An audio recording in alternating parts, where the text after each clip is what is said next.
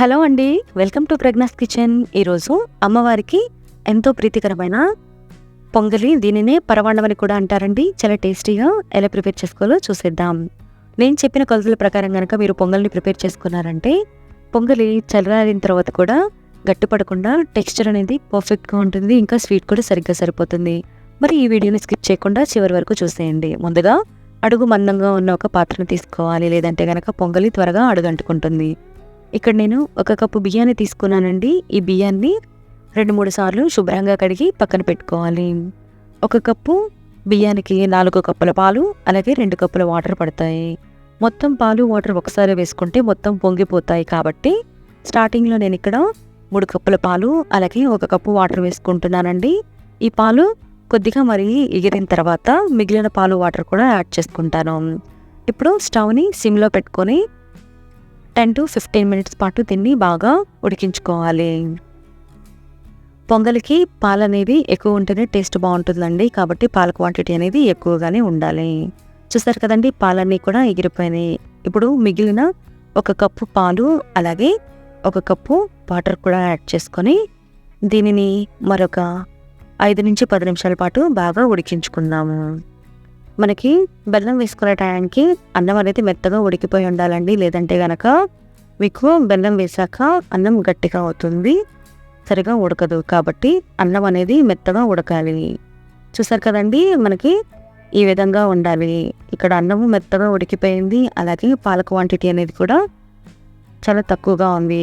ఇలా ఉన్నప్పుడు మనం బెల్లం వేసుకుందాము. ఇక్కడ నేను 1 కప్పు బియ్యానికి 2 కప్పుల బెల్లం తరుగు, అలాగే 4 యాలక్కాయలు మెత్తగా పొడి చేసి వేసుకుంటున్నాను. ఈ 2 కప్పుల బెల్లం అనేది మీకు తీపి సరిగ్గా సరిపోతుందండి. మరి ఎక్కువగా అవ్వదు, అలాగే తక్కువగాను ఉండదు, కరెక్ట్గా సరిపోతుంది. ఇప్పుడు ఈ బెల్లం వేసుకున్న తర్వాత 2-3 నిమిషాల పాటు దీన్ని ఈ విధంగా కలుపుకుంటూ ఉండాలి. ఇలా కలుపుకోవడం వల్ల మీకు బెల్లం అంతా కూడా సరిగ్గా కరిగిపోతూ ఉంది, త్వరగా కరుగుతుంది. ఈ బెల్లం కరిగిన తర్వాత ఇందులోకి వాటర్ అనేది ఎక్కువగా వస్తుందండి. ఇలాగా వాటర్ అంతా కూడా బయటికి వచ్చిన తర్వాత మంటని మీడియం ఫ్లేమ్లో పెట్టుకొని మరొక 5 నిమిషాల పాటు ఉడికించుకోవాలి. ఇప్పుడు స్టవ్ పైన ఒక చిన్ని కడాయి పెట్టుకుందామండి. ఎందుకంటే ఈ విధంగా ఉన్నప్పుడే మనం దీంట్లోకి నెయ్యి, అలాగే డ్రై ఫ్రూట్స్ కూడా వేసుకుందాము. ఈ కడాయిలోకి 2 టేబుల్ స్పూన్ల నెయ్యిని వేసుకోవాలి. ఇందులోకి 2 టేబుల్ స్పూన్ల జీడిపప్పు, అలాగే 1 టేబుల్ స్పూన్ కిస్మిస్ కూడా వేసుకోవాలి. ఇప్పుడు మంటని సిమ్లో పెట్టుకొని, అంటే లో ఫ్లేమ్లో పెట్టుకొని గోల్డెన్ కలర్ వచ్చేంత వరకు దీన్ని బాగా ఫ్రై చేసుకోవాలి. లేదంటే జీడిపప్పు త్వరగా మాడిపోతాయి. చూస్తారు కదండి, ఇవి చక్కగా వేగిపోయినాయి. ఇప్పుడు మనం ప్రిపేర్ చేసి పెట్టుకున్న పొంగల్లోకి ఈ జీడిపప్పు వేసుకొని ఒక 2 నిమిషాల పాటు బాగా కలుపుకుందాము. చూసారు కదండి, మనకి పొంగల్ అనేది చక్కగా ఉడికిపోయింది. ఈ ప్రాసెస్ అంతా కూడా నేను లో టు మీడియం ఫ్లేమ్లో చేసుకున్నాను. కాబట్టి నేను తీసుకున్న 6 కప్పుల పాలు వాటర్ అనేది సరిపోయింది. మీరు మంటని హై ఫ్లేమ్లో పెట్టుకొని కనుక చేసుకున్నట్లయితే మీకు పాల క్వాంటిటీ అనేది మరికొద్దిగా పడుతుంది.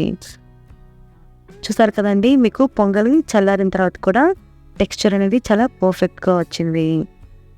సో ఈ వీడియో కనుక మీకు నచ్చినట్లయితే లైక్ చేయండి, షేర్ చేయండి, సబ్స్క్రైబ్ చేసుకోవడం మాత్రం అస్సలు మర్చిపోకండి.